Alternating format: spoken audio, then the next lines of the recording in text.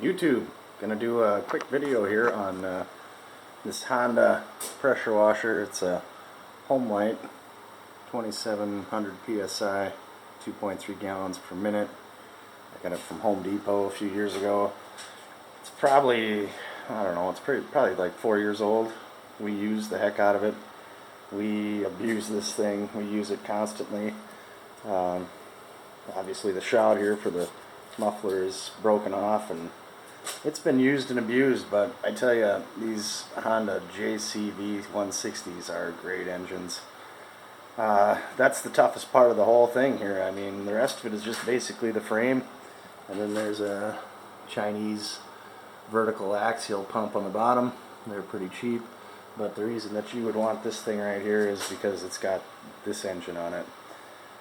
Pretty easy maintenance and stuff. I'm going to go through some things that can slow you up. And so first of all, this pressure washer comes with 4 tips. There's a 0-degree tip, a 25-degree tip, a 40-degree tip, and a soap and rinse, and they're color coded. And pretty much we use the 25-degree tip all the time. It's not too harsh, but it actually still has good pressure at 6 inches or so. We never use the 0-degree tip ever. Sometimes we use the 40 if we want it to be a little bit softer, but we rarely use the soap tip too. The reason is you can't use bleach through the system, and we pretty much use bleach in everything.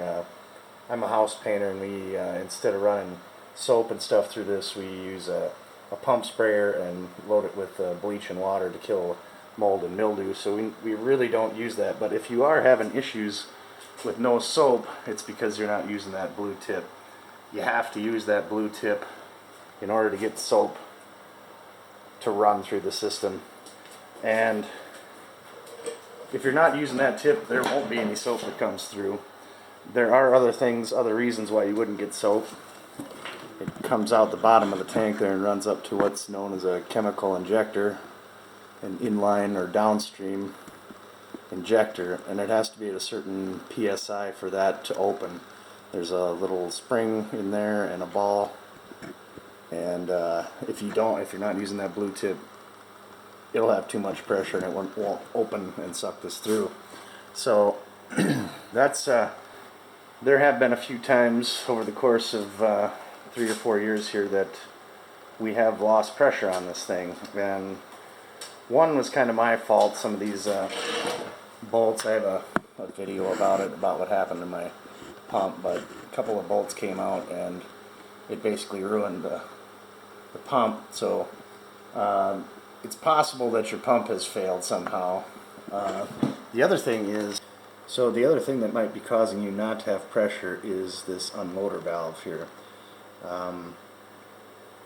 That can fail, and what usually happens is there's some sort of debris that gets caught in there, and it's kind of like a little plunger it's backed with a spring, and if you pull that out of there, you can see what I'm talking about. But that can also be a problem with no pressure.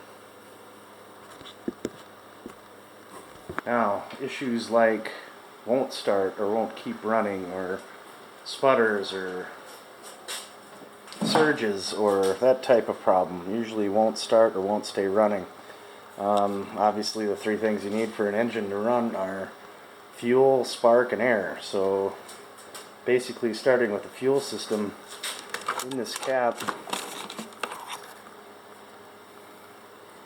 these 2 holes and those 2 holes, I have a video about that too, but if those holes get plugged, it won't pull any air through, and it won't let any fuel flow through. There is a fuel filter that is in the fuel line here, so if you pop that off, you can find the fuel filter, and it's basically in line with the hose, so that can get clogged, and that can keep your engine from running, or it can cause it to surge or sputter. And then you come around here and you end up behind the air filter, which you need air. You check your air filter, make sure that this isn't obviously not super clean, but so then behind there is the throttle body, and under here is the carburetor, the bowl, and things can go wrong in there obviously. It's got a jet in there that can get plugged and a few other things, you know, using dirty gas or that type of stuff. And then the last but not least is the spark plug. Got to have spark in order to have a fire. So check the spark plug. You can pop that boot off and take it out and take a look at it. It's not that terribly common that spark plugs go bad, but you know, if you had some bad fuel or something like that, it may be gummed up, it may be in bad shape, I guess. But you can always check that. They're pretty cheap to get, so if you suspect that you're not getting spark, there's ways to test that. Take the spark plug out, put it back in the boot, and then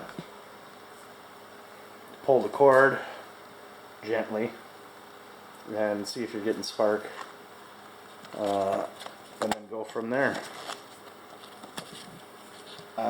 Overall, we've been super happy with this pressure washer. We use it, like I said, we use it a lot, probably maybe 50 hours or so a month, maybe more than that. But like I say, I've had it for 3 years. The engine starts on one pole pretty much every time. Never had an issue with it not starting. Have had some issues with it keeping running just because it was so dirty. But yeah, overall this thing it's been awesome. And like I say, it's all about this Honda GCV160. Really like it. It's tough. We abuse it. It's awesome. The cheap pump underneath is pretty cheap to replace. It's really easy. There's 3 bolts and a cotter pin basically. And yeah, it's easy to take out and slap another one in. You can buy another one for about 70 bucks. So yeah, thought I'd do a quick review, getting ready to use it this spring, and I'll probably get some footage of that so you can see it running. So subscribe, like, thanks a lot.